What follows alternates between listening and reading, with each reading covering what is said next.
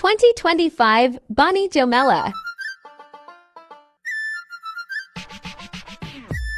শুধু দর্শক মন্ডলী, এখন আপনাদের কানে আসতেছে স্টোইক ডিসেল গান। তো তাড়াতাড়ি আপনাদের টুইন ওয়ানের ভলিউম অন করেন যাতে ফাইটটা যাইতা মইরা যায়।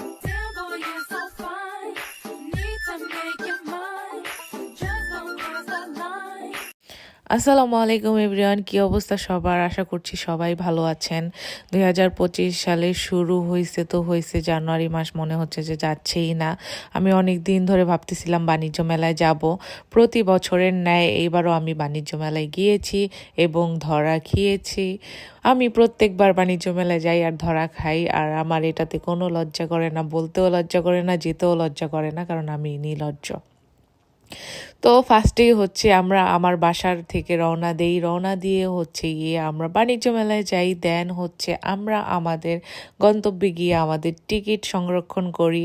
যদিও আপনারা হচ্ছে ডিজে না জিডি পে এইটা থেকে টিকিট বাসা থেকে কেটে ফেলতে পারবেন, কিন্তু আমার ফোনে হচ্ছে এই অ্যাপসটা ডাউনলোড হচ্ছিল না, যার কারণে আমাকে সশরীরে গিয়ে টিকিট নিতে হয়েছে। টিকিট নিয়ে ভিতরে যেয়ে তো দেখি আহামরির একদম মানে গজবরল অবস্থা, অনেক বেশি মানুষ ছিল, কিন্তু গতবারের ন্যায় এবার একটু কম ছিল, তো দেখেই তো ভিতরে ঢুকেই তো পছন্দের জিনিস ব্যাগ, যেটা আমার মোস্ট ফেভারিট জিনিস। আর এইটা দেখে আমি ভাবতেছিলাম যে চোর বা ডাকাত যদি আসে, এই ব্যাগটা দিয়ে বাড়ি দিলে সাথে সাথে ওইখানেই অজ্ঞান হয়ে যাবে যে 2-3 ঘন্টার জন্য।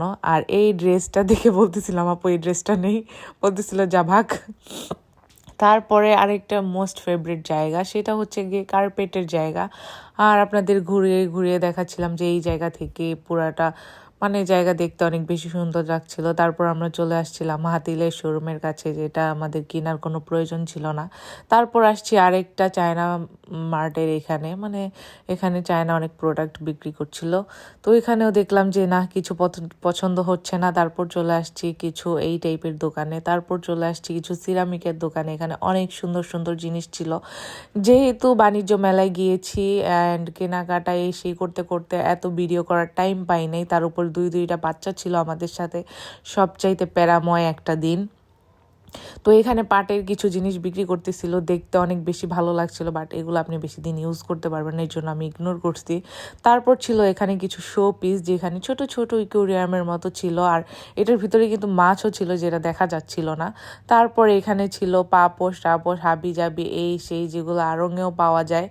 তারপরে আবার আমরা কার্পেটের এখানে চলে আসছি, মাঝখানে আমরা খাওয়া দাওয়া করছি, যেটার ভিডিও খাওয়ার সময় একটুও নিতে পারি নাই, কারণ অনেক বেশি বিজি ছিলাম।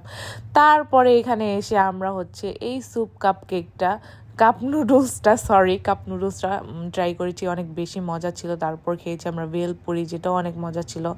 আর ওইখানে ফ্রাই প্যানের ওইখানে 20% অফ চলতেছিল, কিন্তু আমার জামাই বলছে আমাকে এক সেট ফ্রাই প্যান এনে দেবে, এর জন্য আমি আর কিনি নাই। তারপরে আমরা চলে আসছি টার্কিশ এই স্টলটাতে। এখানে এত ইউনিক জিনিস, তার ভিতরে ইউনিক ছিল এই জুতাটা, যেটা দেখে আমার বেশি ইউনিক লাগছে। এইবারই আমি ফার্স্ট এই ডিজাইনের জুতাটা দেখছি, এর আগে আমি দেখি নাই।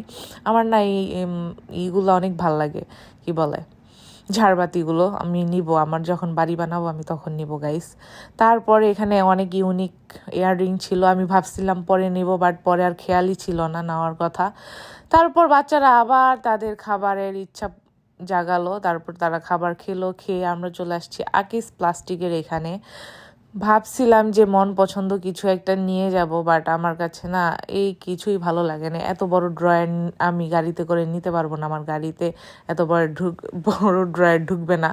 তারপর এখানে হচ্ছে কিছু প্লাস্টিকের বোল, মগ, ঝুড়ি আরও এক্সেট্রা এক্সেট্রা অনেক কিছু ছিল। সবচেয়ে বড় ভুল করছি যে ওই মোড়াটা আনি নাই, এটা আমি পরে বাসায় এসে ভাবছি, অনেক ভাবছি যে আমার ওই মোড়াটা নিয়ে আসা উচিত ছিল, ফোল্ড করা যায়।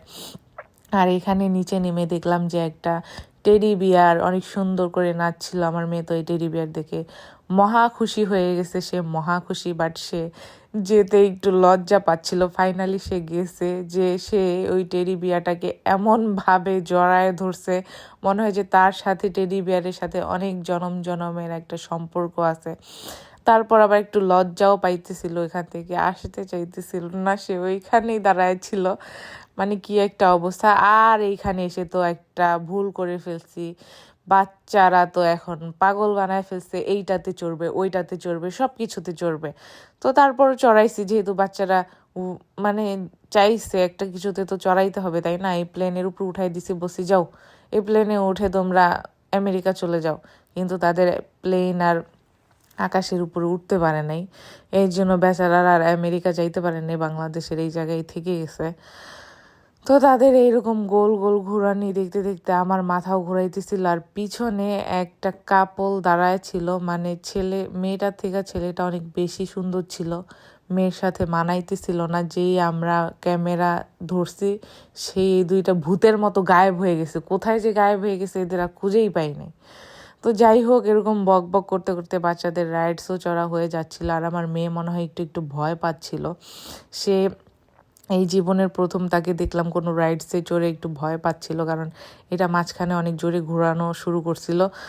তো যাই হোক, আমরা ওই সব রাইডস চড়ে এখানে চলে আসছি, কিছু শোপিসের দোকানে কেনাকাটা করে আমরা এখন বাসে যাব। অনেক বেশি টায়ার্ড হয়ে গেছি, সেই সকালে বের হয়েছে আর এখন বাজে রাতের 10টা।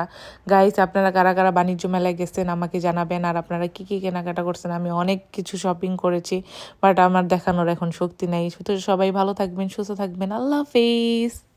বাচ্চাদের বাণিজ্য মেলায় নিয়ে যাওয়া সবচাইতে বড় একটা রিস্কের কাজ।